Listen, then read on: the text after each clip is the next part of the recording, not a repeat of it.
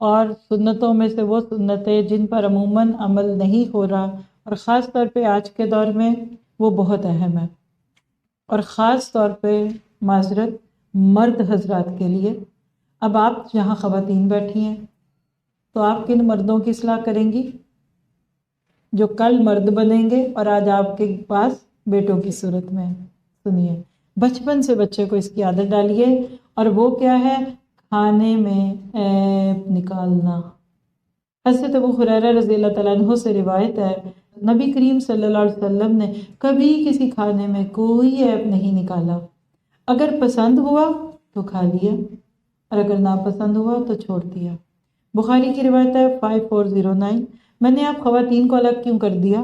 کیونکہ آپ تو پکانے والی ہیں، آپ اپنے کھانے میں تو نہیں نکالتی، لیکن معذرت آپ بھی جب دعوتوں میں جاتی ہیں، شادیوں میں جاتی ہیں، پھر آ کر کیا کہتی ہیں یہ آپ سب کو پتہ ہے۔ آج سے نیت کر لیں، کھانا ہے تو کھا لیجیے، بولیے نہیں۔ اور خاص طور پہ وہ مرد اور وہ گھر والے بچے یا خواتین بھی، کبھی بیٹیاں بھی کھاتے بھی جاتے ہیں اور عیب بھی نکالتے ہیں۔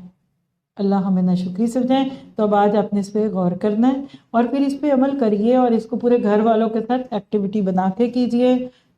جزاکم اللہ خیر۔ السلام علیکم ورحمۃ اللہ وبرکاتہ۔ اللہ تعالیٰ آپ سب سے راضی ہو اور قبول کریں۔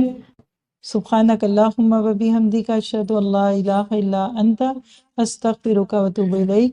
ربنا تقبل منا انک انت السمیع العلیم وتب علینا انک انت التواب الرحیم۔